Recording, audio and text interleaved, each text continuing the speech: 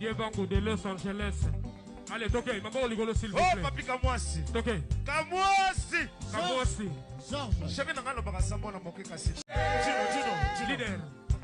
Balobi chéri nangalo bakasamo na moke. Bana bandal boyo ke loko yo. Rocher. Didier Bango de Los Angeles. Allez, toquez, maman rigolo s'il vous plaît. Oh, papi Kamwasi. Toquez. Kamwasi. Kamwasi. Chéri nangalo bakasamo na moke kasi. Passez à autre chose. Rendez votre logette automatique. Plus besoin de prendre des risques. Dans ce cas, Scafme vous présente ses logettes intelligentes. Elle garantit la protection de vos appareils contre les mauvaises qualités du courant. Soyez en sécurité. Plus besoin d'aller faire des ponts des phases dans vos logettes, car elles s'exécutent automatiquement grâce à la logette intelligente. Une fois que vous placez ce dispositif, dénommé Pompball, votre logette sera automatisée et vous n'aurez plus à prendre le danger d'aller faire des manœuvres dans votre logette électrique. Notre adresse, Limité 10e rue quartier résidentiel, à 100 mètres de l'UDPS. Scafme, toujours à votre service.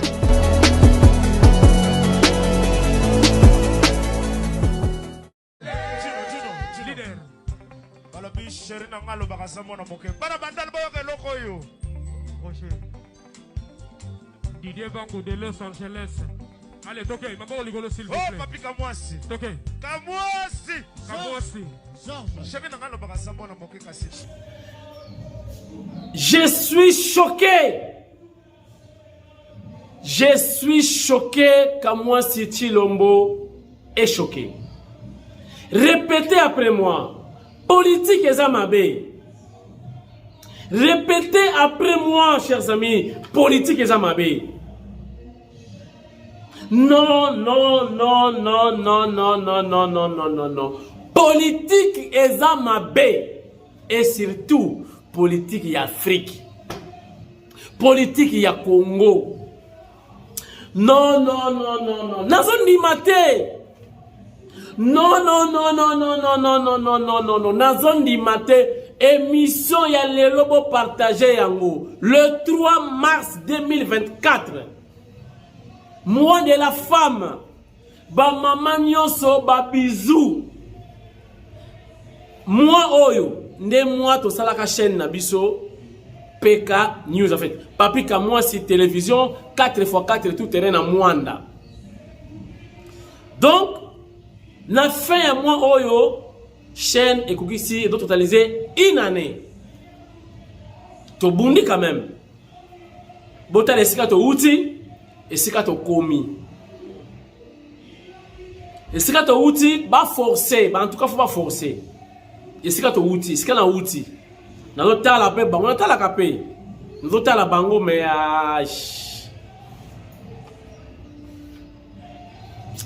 yango na vie bokeba oyo ya koyoka ezali pona ko kabola linzaka na mosapi na recommander bino nzema moko ya Félix Wazé ko na ngo Mycorrhizone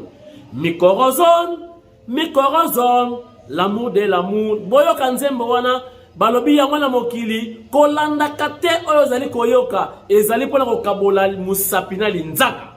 C'est un message fort. Donc nous avons ça une année nous avons travaillé nanga ngamoko. Mais ça va nous avons bunda moi na biso yango yo une année ya Papi Kamwasi télévision 4x4 nani akosombela Papi Kamwasi ntabami balé. Eh, ça s'est fait une année, jour pour jour. Je suis choqué. Répétez après moi, chers amis. Politique et Zamabe. Politique et Zamabe. Politique et Zamabe. Yana leki bakabwani. Leki abimisi. Ba révélation grave. Pendant que les grands frères attendent la suite, la réponse de sa promesse. Vital Kamerhe aza kozela promesse mokonza mboka pesa kiye akozala premier ministre soki akomi président. Premier mandat esimbaki te. Pona nini bazwaki majorité te na parlement. Deuxième mandat yango oyo bazwi majorité na parlement. Tolinga te Vital Kamerhe aza kozela promesse yo mokonza mboka asalaki. Il a ba promesse politique. Kaka mikolo yo toza kozela azozela promesse na ye leki na ye Didier Kamerhe abeti biloko atumbi zamba bakabwa na ya na ye alobi na parti ya na ye batu bazali bato ko soutenir guerre. Mama munwe t'as la politique. Qui est derrière tout ça? Pourquoi seulement aujourd'hui? Kobanga, nzoto malili, mama munwe, munu mame. Toujours sur l'ango l'émission lelo. Toujours sur l'ango. Kuna pe bayende na chapere bemba, eza ya koinda. Bakuti ba député ya union sacrée en réunion. Na bayende. Donc na ba député bokimi union sacrée, boki na opposition. Mama munwe. Politique ya Congo bangé. Mama munwe. Chers amis, chaque les 20 bon ni courant qui kakabou so qui na lobia wali susu comment si yote la deuxième mandat fati le moyen hein courant eke biso to kete internet ezali. Chers amis, je me suis rappelé chaque les 20 ezala qui fête na Kisasa. Chaque les 20 ezala qui date oyo Mobutu abana kofuta ba fonctionnaire ya l'État. Chaque les 20 c'était la fête, ba bar, ba soda, donc fonctionnaire nyonso ba enseignant ba na la chaque les 20 ezala ka rappel. Mais na moni makambo mususu ezala ka pe na tanga Mobutu ezongi. Ya bien été, ya mabe. Batu balobaki yango, basoda kana maréchal Mobutu. Regardez. Tina brigade parachutiste. Maréchal olobaki eza masolo ya tata na bana. C'est-à-dire toza koluka ba voies et moyens toko kolongwa na makambo mabe. Po nyonso atolobi tozoloba kaka mabe mais mingi bazopesa ba solution na ngote. Mais plus tard, Maréchal, on peut ça avoir raison, sergent mission. Maréchal, ata au matisi ba prime nyons. Mais ceux qui ba commerçant ya mboko ezalika ka ba konzina biso et loko moko to kosala les até. Mituka na bango ezokende kosomba ka fufu na bandu. Yo matisi mbongo. Opesi ordre, chef d'état-major général mbongo sode komibo. Ye mutajera kami tukana yo waniza mama na butuwa ko yo sa mama bana ni tukawene kende ki bandu saki afufusu ki ye 50 millions na sina maxi bango. Maréchal tango fufu ko uta bandu biso yo pesi biso na talo ko to seigneur to somba fufu saki afufu de masangu mais ekoya surprise et mati lisusu mbongo yo pesa ki biso etika lisu na se. Ba magasin mingi toza komona na ville eza ba konzi na biso mutabombela yote. Le premier commerçant eza ba konzi na biso ya armée ngai na mwasi na ngai na 88 na kena magasin libanais zo gangela ngai j'étais en tenue militaire na autorisation libanais gangela ngai soda alobini na lobi mekaka ka fo komona natali bo simana ya ta soda moko te munduki pazana ngote mena mituni ngamoko na bipesa ki réponse na lobi azali protégé. Nous avons constaté Maréchal que ça a été matisi mbongo ata boy na boy. Mais tant que ba konzina biso ba magasin wana. D'abord na règlement militaire ba e bandaki mon colonimi que soda asala commerce. N'habite tango yo zala kita musuna lo baburo be wapi ce que banda oteka ta cigarette pamo andimité.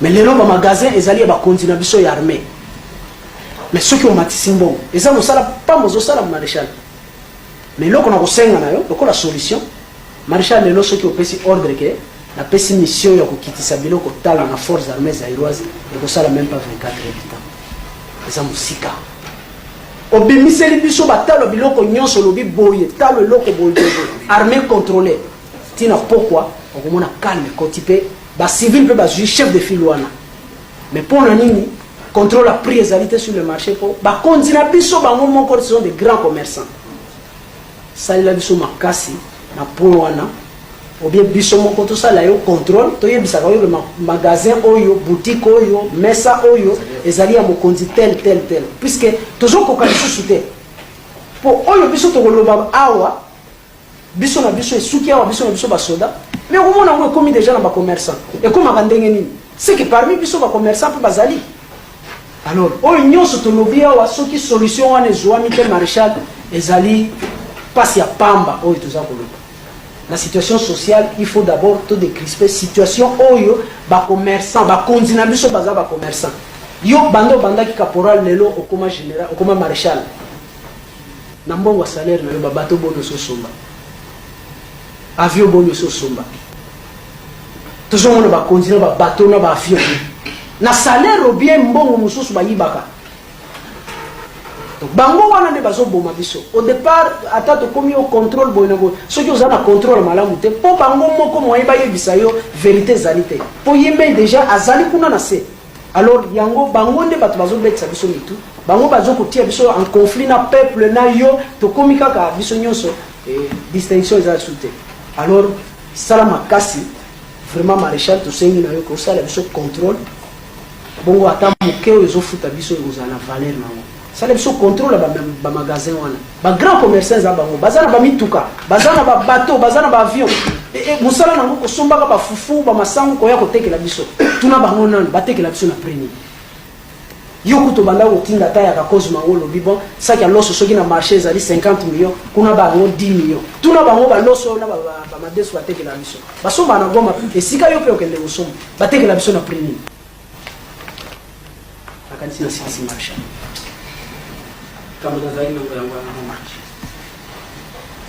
Donc, si j'ai bien compris, vous avez un soldat de service pour Azura, la gare de Canada.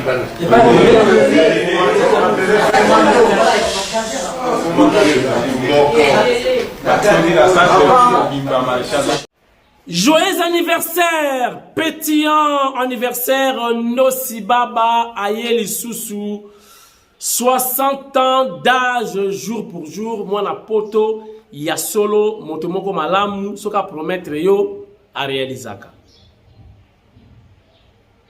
Nosibaba Ayeli Soussou, 60 ans, ça s'est fait.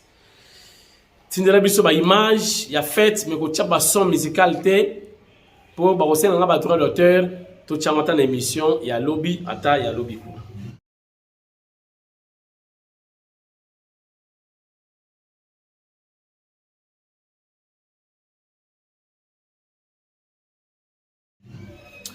chers amis na pesi bino mbote te bolimbisa ngai je suis allé vite en besogne bolimbisa ngai lelo dimanche bolimbisa ngai na pesi bino mbote bino nyonso epai wapi bozwami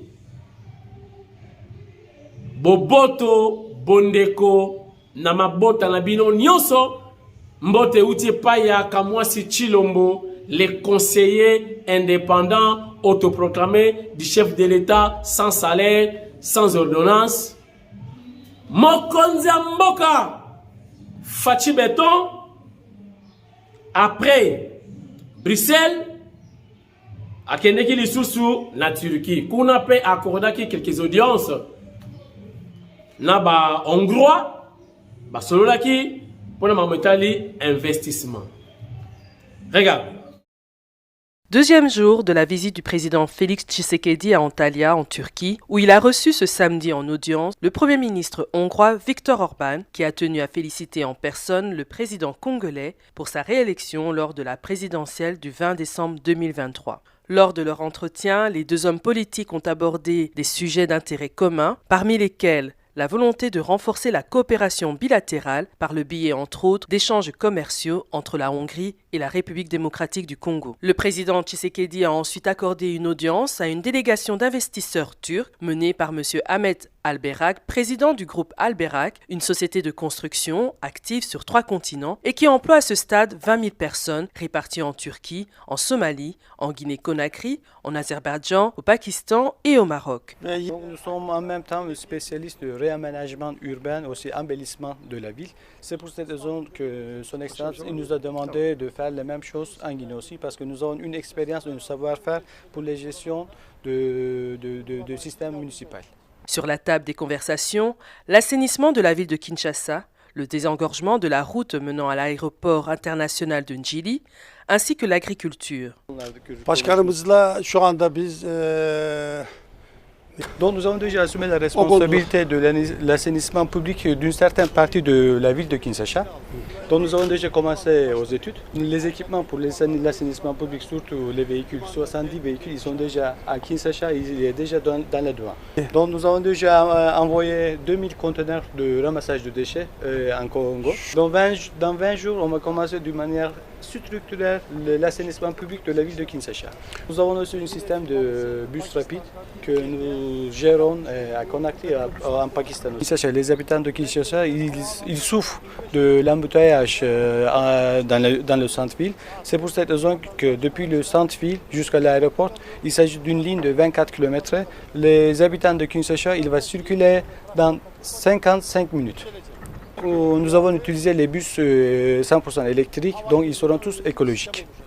Une rencontre empreinte d'espoir pour le développement de nouvelles infrastructures en RDC. Le président Félix Tshisekedi va poursuivre son séjour de travail en Turquie avec d'autres rencontres ce dimanche, jour de clôture du forum diplomatique d'Antalya, qui réunit d'éminentes personnalités du domaine de la diplomatie. M23,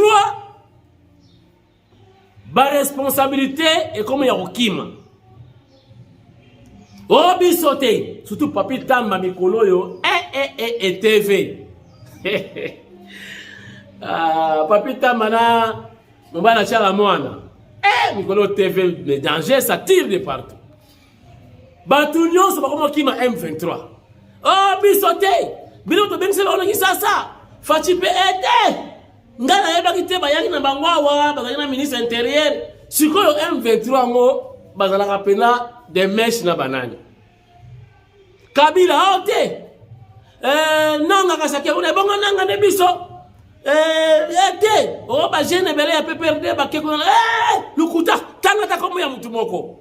Mutu tout azako kima responsabilité ou coopération ou des mèches avec M23. Oh to yaka na kisasa. Fatia lo jaki biso Fatime Kamuluku. Pas tout la ministre intérieur. Makamula na yebi amonte. Batu tout bazako wanga na M23. Mais ekoye banakaka. Ekoye banakaka. Mutu nyonso ala ko jeter l'éponge.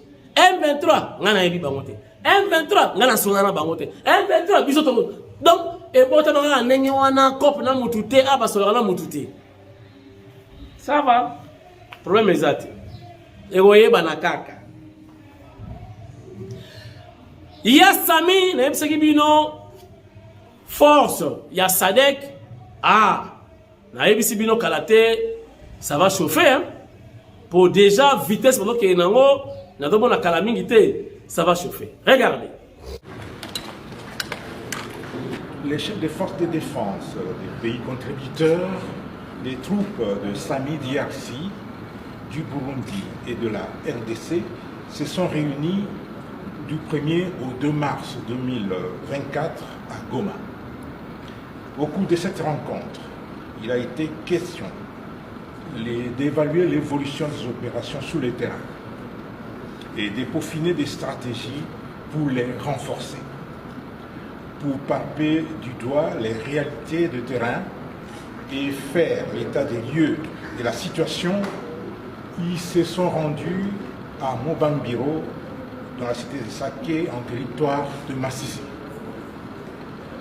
Leur présence à Goma est un signal fort qui annonce l'engagement et la détermination de la SADC et du Burundi aux côtés de la RDC pour le retour de la paix dans sa partie orientale.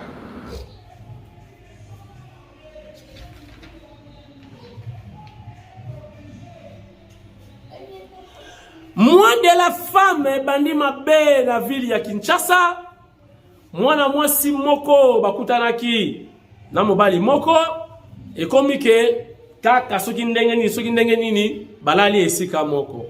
Tongo etani mobali tula mwisi ya zaza abibi na nzela selembau bakutani na ba Polo Hotel.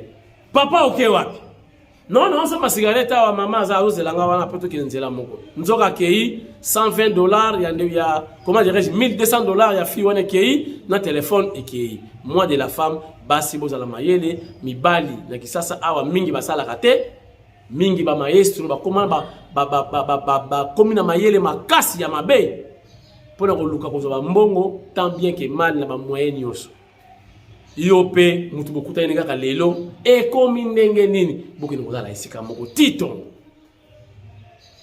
Et surtout mibali yo bachaka ba bijoux ya minene awa ba grumette ba montre lunettes aspect sur la malasse anima pena soma na parfum à $100 kaka ya masela ba faire tant oyo ka solo ba imaginer ba prix à parfum o kasi kala muta pasité pasi pena ezana ye ba maman bozala mayele to kata ba parti parce que ba parti nous moyen les la télévision ezate eza malamu te. Regarde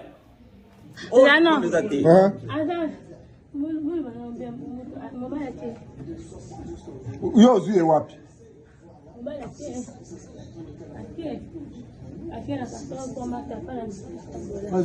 Là combien? $1200. Yo yebite.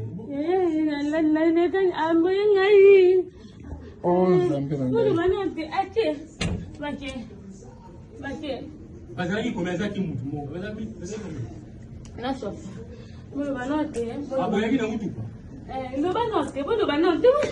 Kasi biso to ko bale ni ndo wena mobali. Kasi yo koma oyebi mutu te. Kasi yo oyebi mutu te, wena mutu wawo. Kasi uze wapi? Kasi biso toza bato ya hotel. Ah, eza hotel, ayena na hotel.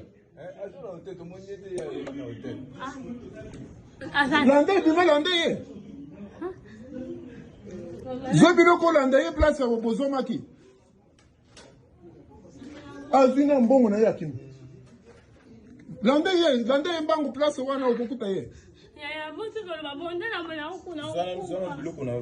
Zwana ni biloko na yo. Telefone nga. Zwana ni biloko na yo.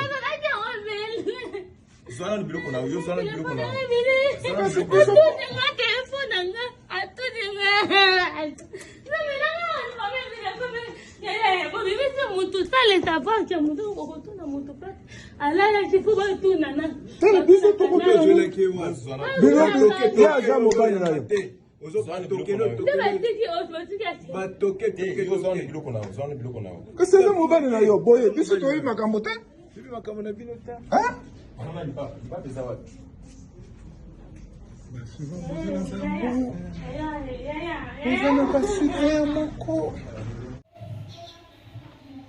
Bon, makamboyo natika kiango déjà. Mena yebisaki bino na émission na ngai. Dossier ya Mwanda Ntsuka na Jiben Piana. Chituka Jean Bedel. Botika yango parce que ezali kambudi mudiamudi mwana mudiamudi famille. Lokola mwana azana kati. Ekosila kaka ndenge wana. Ba audio eza ko continuer ko bima. Nayoki Mwanda Ntsuka lobi mbongo akopena na bapesi ete. Bon, mutu ata soka ndimi ko pesa mbongo, akopesa pe mamso le même jour te. Nana zwi mbongo te, lupangu pena na zwi te. Mais à ma grande surprise, est commis Sango. Sango, papa Sango, journaliste Sango. Au commis on a Mwanantsuka. Mwanantsuka, bota, dans la bana, papa. Boma moto. Tango lengo benga ye, yakawa, bomema ye, yo Sango ozalaki. Ozalaki te. Tika ba kosili Sango, mwana zana kati. Mwana okene classe, ba kotuna papa na onani. Papa ta bimisa bana onyoso. Oh, lobi boy na boy bimisa bana nyoso botaki, ba kotana na mwana ya Mwanantsuka. Azala makila na bango. Pourquoi papa wanga ni mwana te? Lokola mwana zana kati na ebisi bino botika bako bongisa dans l'amiable. Pensez-vous Sango nengo chrétien Mwanantsuka nde papa ya mwana wana sepeli? En dehors ya kobota na ye mwana, mais abini asali musala a contribué na entreprise. Sango te oyambaka batu minene, peut-être obiso to yambaka te, mais on me paie sa respect s'il vous plaît. Kokita pas trop bas. C'est pas bon. Si vous ce n'est pas bien. Nana lobby n'allaki au milieu du village. Comme nous recommande ces métiers. Zala au milieu du village. Senga bayokana dans l'amiable. Parce que lobby to yebiti. Oh abota, oh boina boy, Sango. Zala mukolo ya solo. Si vous avez un bani ko manqué yo, avec reporté au plainte. Ngana biki ba okanga bango, ba kanga yo te, yo ba kanga gote. Ba porter ba plainte bima kaka. C'est-à-dire o ba to ba ya solo, aux agents. Manga ba Sango ao, ya ce qui se passe. Ngana yebaka ke non Sango akei. Après Sango dossier là. Donc keba so dans la agent, ça il a ngopé na moi mayele. So ba baye yo pe kuna. Siko komi yo na Mwanantsuka. Ils ont un sens. Wale za makambo batu makambo ya mwana sana kati. Yo zalaka na makambo wana. Tango ya bina kuna biso na podium yo zalaki. Tika basi sa makambo na bango. Zala mukolo. Macron na Poutine tozo risqué. Macron peut abimisi matériel à la qui c'est Poutine. Ça c'est la guerre des nerfs. Boyo Kasikol. Vital Kamerhe. Bazelien na virage et pas aller qui n'aille propre. D'abord on a toujours une question. Est-ce que Didier Wana Kamerhe a réellement le petit frère de Vital Kamerhe? Même père, même mère. C'est comment? Il y a comme un gouverneur dans le sud Kivu. Il semblerait partir SPLT, partir lobby. Non. Désavoué. Je ne sais pas. Tant qu'on a posé candidature, est-ce qu'il y a tout le monde qui va conduire à parti? Ou bien, pour le reposer candidature par rapport à la statut na bango, au cours de la yo moko 100 pourtant autour na parti. Est-ce qu'il a violé ba consigne à parti? Pourquoi seulement zéri dans le moment où yo Vital Kamerhe avant les calme? Aza cause la promesse na ye.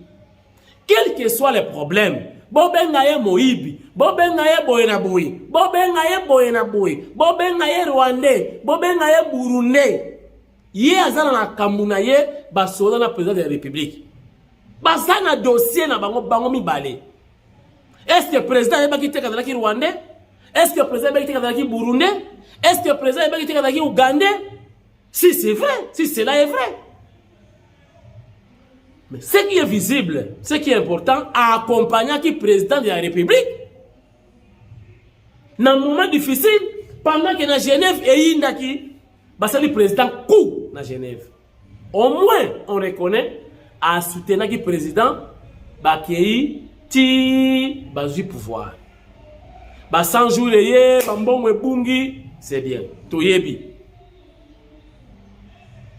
Mais relativement à la deal, on a politique deal na bango.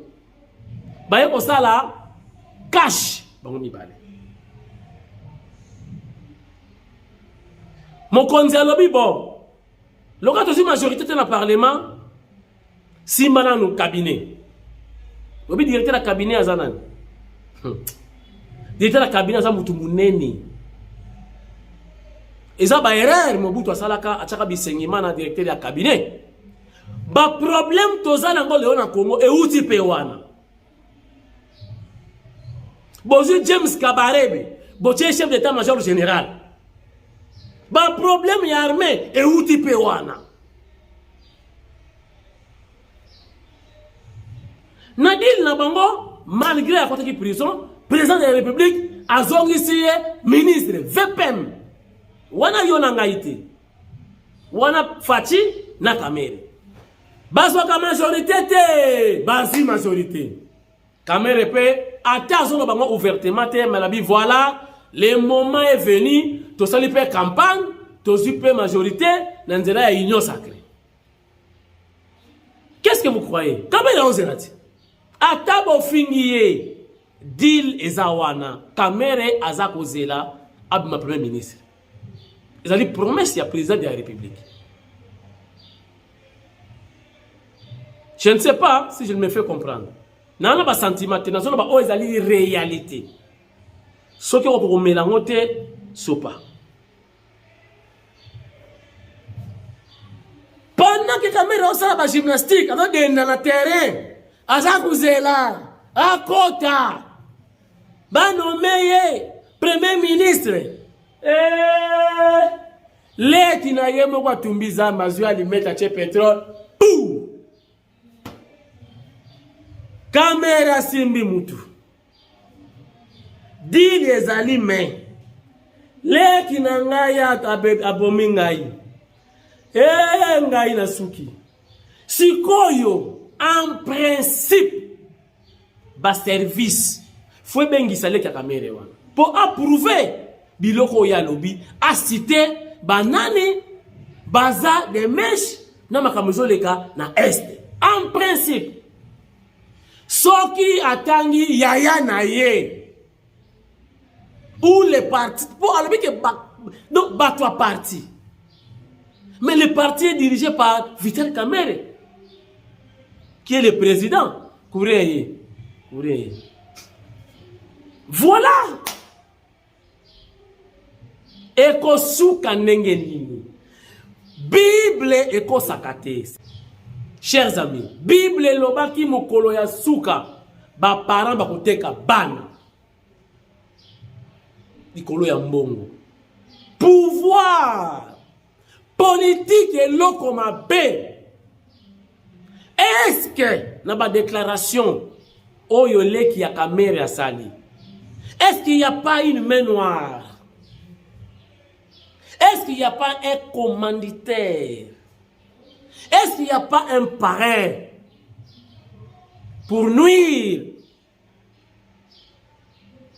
à l'image de Vital Kamere, à l'image de l'INC?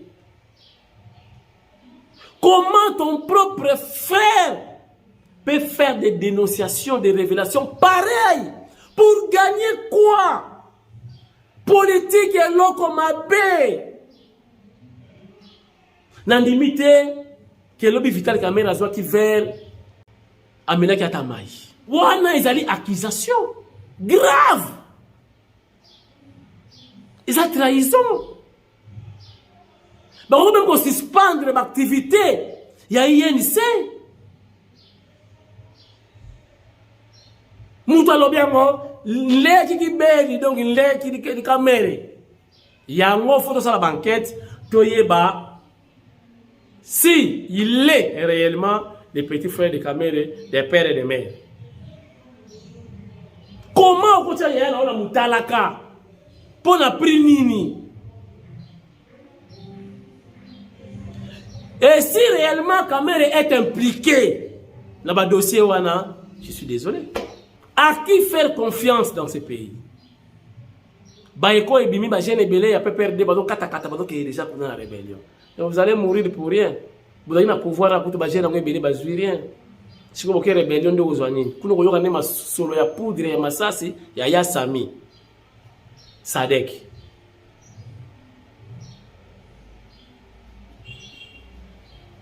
Affaire à suivre, hein, parce que ça vient de commencer. Photo Landela.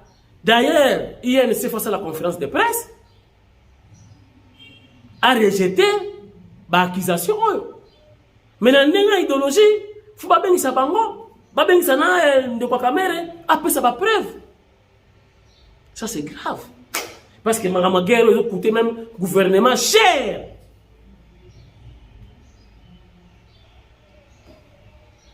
Ndosi baba na pesa yo nini yao. Muscador wana ya munene na pesa yango ya papa episcope na ozela ya kozwazo yate.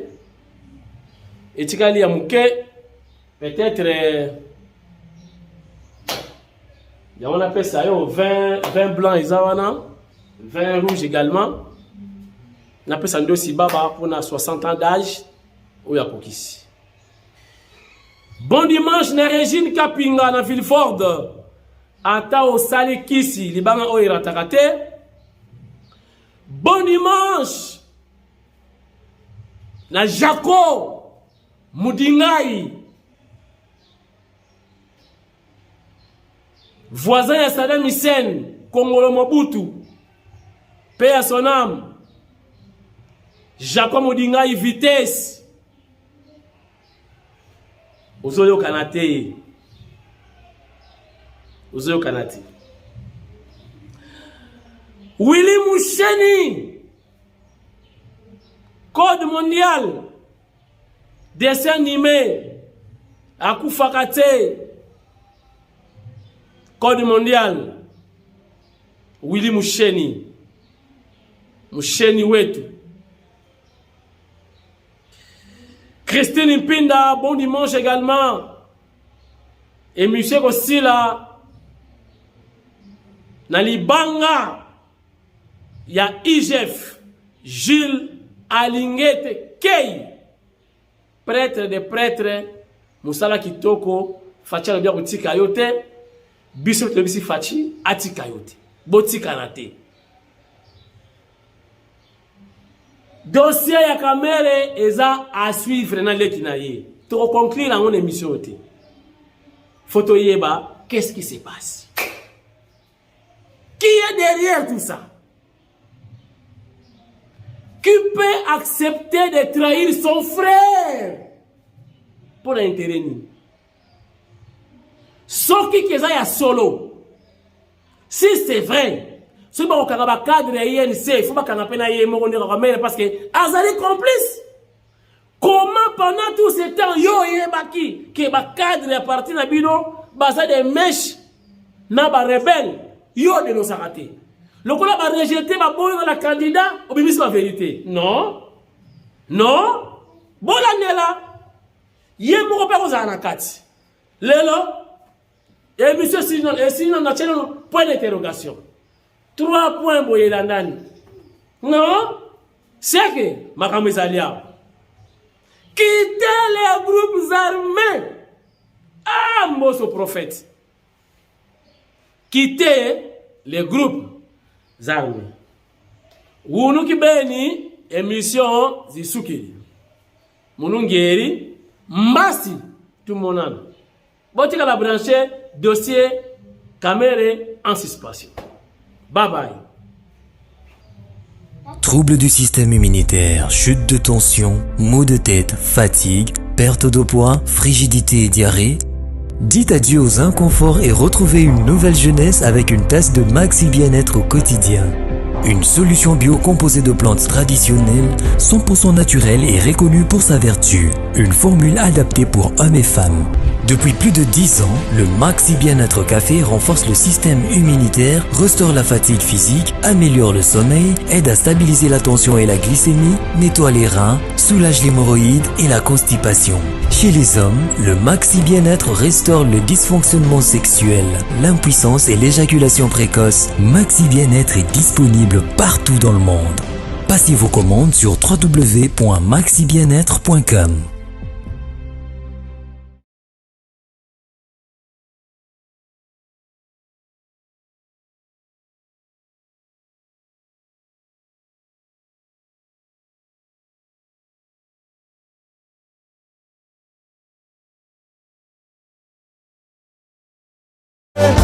basekaka motema eza makambo eyaka basekaka motema eza makambo eyaka mutumba kolambo ye mutumba kolambo ye mutumba walingolambo ye